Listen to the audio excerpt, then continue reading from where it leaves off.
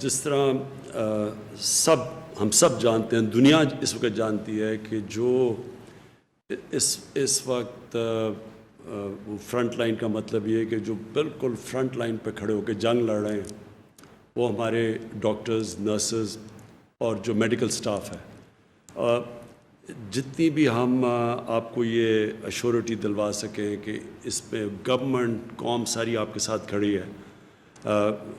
یعنی آپ کو اندازہ نہیں ہے کہ لوگ کتنا اپریشیٹ کر رہے ہیں. یہ اصل میں یہ جہاد ہے جو آپ کر رہے ہیں. تو میں صرف جو ہماری تیاریاں یعنی جب سے یہ کرونا شروع ہوئی، پاکستان کا جو ہیلتھ سسٹم تھا ہم سب جانتے ہیں بدقسمتی سے کہ وہ کافی پیچھے رہ گیا. کہ جس ملک کے حکمران اپنا چیک اپ بھی باہر دنیا میں کروانے جاتے ہیں، اس ملک کا ہیلتھ سسٹم ڈیولپ نہیں ہو سکتا. اس لیے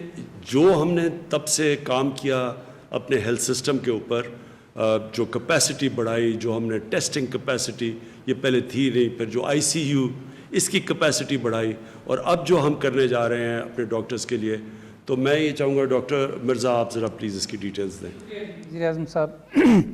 ابھی جو ڈاکٹر فیصل سلطان صاحب آپ کو بتا رہے تھے، میں اس میں صرف ایک چیز کا اضافہ کرنا چاہتا ہوں، اور وہ یہ ہے کہ جو انہوں نے آپ کو اعداد و شمار دیے کہ کس طرح کرونا پہ ہم نے جو توجہ مرکوز کی ہوئی ہے،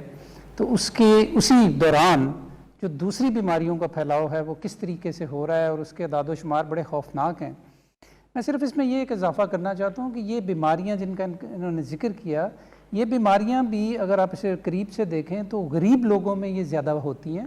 اور ہمارے ہاں بیماری اور غربت کا آپس میں بڑا ساتھ ہے. تو جب ہم لاک ڈاؤن کی بات کرتے ہیں اور اس کے اثرات کی بات کرتے ہیں کہ وہ غریب لوگوں کے اوپر زیادہ ہوں گے، تو یہ جو بیماریوں کا پھیلاؤ ہے یہ بھی غریبوں کے اوپر زیادہ ہوگا. وزیر اعظم صاحب نے جس طرح کہا جی کہ ہماری حکومت کی بہت جس چیز کی ہمیں تشویش رہی ہے شروع سے، وہ یہ تھی کہ ہمارے جو فرنٹ لائن ہیلتھ ورکرز ہیں ان کی حفاظت اور ان کی سپورٹ، یہ ہماری ترجیحات میں اول درجے کے اوپر رہی ہیں. تو اس سلسلے میں یقیناً ہماری صوبائی حکومتیں بھی اس سلسلے میں بہت کچھ کر رہی ہیں، اور NDMA کے ساتھ مل کے جس طرح اسد عمر صاحب فرما رہے تھے کہ ہم نے اب ایک ایسے نظام کو تشکیل کیا ہے کہ جس کے تحت جو PPEs ہیں یا پرسنل پروٹیکشن ایکوپمنٹ ہے، یہ براہ راست 400 سے زیادہ ہسپتالوں کے اندر پہنچایا جا رہا ہے. ان ہسپتالوں کے اندر جب یہ PPEs پہنچ جاتے ہیں تو پھر ہم نے یہ دیکھا کہ دستیاب تو وہ ہو جاتے ہیں لیکن ان کا استعمال ٹھیک نہیں ہو رہا. جن لوگوں کو انہیں استعمال کرنا چاہیے ان کو کئی دفعہ یہ دستیاب نہیں ہوتے، اور جن کو اس کی ضرورت نہیں ہے وہ پہنے پھرتے ہیں. اس سے ہمیں اس چیز کی سمجھ لگی کہ اس کے ریشنل یوز یا اس کے مناسب استعمال کی ترویج کرنا جو ہے وہ بہت ضروری ہے. تو اس کے لیے ہم نے ایک پروگرام تشکیل دیا قومی سطح پہ. تمام یہ میں اس بات پہ زور دینا چاہتا ہوں کہ تمام صوبائی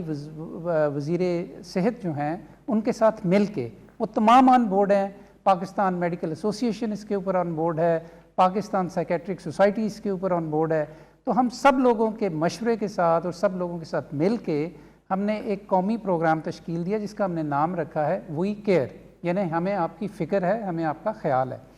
اور اس پروگرام کے حوالے سے ہم 1 لاکھ سے زیادہ انشاءاللہ جو ہمارے فرنٹ لائن ورکرز ہیں جو پاکستان کے طول و عرض میں پھیلے ہوئے ہیں، ان کی ٹریننگ کا ہم نے بندوبست کیا ہے، جو ایک مختصر سی ٹریننگ ہوگی لیکن وہ آپ کو سائنسی بنیادوں کے اوپر یہ بتائے گی کہ کن لوگوں کو، کن ہیلتھ ورکرز کو کون سے پرسنل پروٹیکشن ایکوپمنٹ استعمال کرنا چاہیے، کس کو N95 پہننا چاہیے اور کس کو پہننے کی ضرورت نہیں ہے، کس کو گاگلز پہننے چاہیے، کس کو پہننے کی ضرورت نہیں ہے، اور وغیرہ وغیرہ. اس میں یہ بھی بتاتا چلوں جی کہ پاکستان کی 5 صف اول کی جو میڈیکل یونیورسٹیز ہیں ان کے وائس چانسلرز کے ساتھ ہماری پارٹنرشپ ہوئی ہے. تمام صوبوں میں وہ اس کو کوآرڈینیٹ کریں گے، اور انشاءاللہ 4 ہفتوں میں پہلا مرحلہ جو ہے اس ٹریننگ کا وہ ہم مکمل کریں گے. اور ہمیں بڑی امید ہے کہ اس سے بہت زیادہ احساس تحفظ بھی پیدا ہوگا، اور جو ہماری سپلائی ہے PPEs کی اس کا بھی بہتر استعمال ہوگا. اس کے ساتھ ساتھ ہماری بڑی توجہ ہے اس وقت کہ ہم اپنے ہیلتھ کیئر سسٹم جو ہے اس کو بھی مزید مضبوط کریں. یقیناً ایک ترقی پذیر ملک کا ہیلتھ سسٹم ہے جس پہ 70 سال وہ توجہ نہیں دی جا سکی جو دی جانی چاہیے تھی، تو لہٰذا اس میں یقیناً بڑی خامیاں بھی ہیں اور کمزوریاں بھی ہیں. لیکن جو ابھی جو ہمارا تجزیہ ہے وہ جو ہمیں بتاتا ہے کہ کتنے پرسنٹ لوگ جو ہیں ان کو انٹینسیو کیئر میں جانا پڑے گا، تو سوال پھر یہ تھا کہ وہاں پہ ایک تو ایکوپمنٹ کے حوالے سے کیا صورتحال ہے، اور دوسرے جن ڈاکٹرز نے، جن ہماری ٹیمز نے ان مریضوں کی دیکھ بھال کرنی ہے، ان کی اپنی تربیت اس سلسلے میں کیا ہے اور ان کی اپنی ٹریننگ کیا ہے۔ تو اس حوالے سے بھی ایک پروگرام بنایا جی، اور اس میں ہم 5000 جو میڈیکل ٹیمز کے ممبران ہیں جو کہ ان ہسپتالوں میں ان مریضوں کا خیال رکھیں گے، ان کی ٹریننگ ہو رہی ہے کہ انٹینسیو کیئر یونٹ میں انہوں نے ان مریضوں کا زیادہ بہتر طریقے سے کس طرح خیال رکھنا ہے۔ اچھا، یہ بھی 4 ہفتے کا پروگرام ہے اور 4 ہفتے میں یہ ٹریننگ مکمل ہو جائے گی۔ اس کے علاوہ جی میں آپ کو ایک اچھی خبر دینا چاہتا ہوں، اور وہ یہ ہے کہ یقیناً ابھی تو نہ اس کی ویکسین ہے، نہ اس کا کوئی مؤثر علاج ہے کرونا وائرس کا، تو اس حوالے سے ایک بہرحال دوا جو ہے وہ دریافت ہوئی، جس کو کہ ایک ملٹی نیشنل کمپنی جو امریکہ کی ہے اس نے دریافت کیا، اس کے کلینکل ٹرائلز کیے اور اسے بڑا مؤثر پایا۔ اب سوال یہ تھا کہ کیا یہ دوائی صرف امیر ملکوں میں امیر لوگوں کے لیے دستیاب ہوگی، یا اس کو پوری دنیا میں، چونکہ 210 ملک ہیں دنیا میں جن کے اندر یہ کرونا وائرس پھیلا ہوا ہے، تو وہاں پہ مریضوں کا کیا بنے گا۔ تو اس سلسلے میں وزیر اعظم صاحب نے اس کمپنی کے ساتھ ایک ویڈیو کانفرنس بھی کی، اور ہمارے ہاں ایک کمپنی نے ان کے ساتھ ایک ایگریمنٹ کیا، وہ 2 روز پہلے ایگریمنٹ مکمل ہوا ہے۔ تو اب صورتحال کچھ اس طرح ہے کہ پوری دنیا کے اندر 6 کمپنیز اس دوا کو، جس کا نام ریمڈیسیویر ہے اور یہ ایک اینٹی وائرل میڈیسن ہے، پوری دنیا میں 6 کمپنیز صرف اس دوائی کو پروڈیوس کریں گی، جس میں ایک مینوفیکچرنگ کمپنی جو ہے وہ پاکستان کی ہے، اور اس کے علاوہ اوریجنیٹر جو کمپنی ہے امریکہ میں اس کی ہے، اور اس کے علاوہ 4 جو کمپنیز ہیں وہ ایک دوسرے جنوبی ایشیا کے ملک میں اندر ہے۔ یہ 6 کمپنیز نہ صرف اس کو پروڈیوس کریں گی اپنی ملک میں کرونا وائرس کے مریضوں کی ضروریات کو ایڈریس کرنے کے لیے، بلکہ پاکستان میں جب یہ دوائی بنے گی تو یہاں سے 127 ملکوں میں یہ ایکسپورٹ بھی کی جائے گی۔ یہ اس ایگریمنٹ کا حصہ ہے کہ جو کمپنی نے باہر کی کمپنی کے ساتھ کیا ہے، اور یہ میں سمجھتا ہوں کہ ایک بہت بڑی بات ہے، جس سے کہ پاکستان کا جو ایک مرتبہ ہے وہ بھی بڑھے گا، اس سے کہ پاکستان ان 3 ممالک میں سے ایک ہے کہ جو اس دوائی کو فراہم کرے گا پوری دنیا کے اندر ایکچولی۔ اور آخر میں جی جو اسد عمر صاحب فرما رہے تھے، میں اس کو تھوڑی سی مزید آپ کو تفصیل بتانا چاہتا ہوں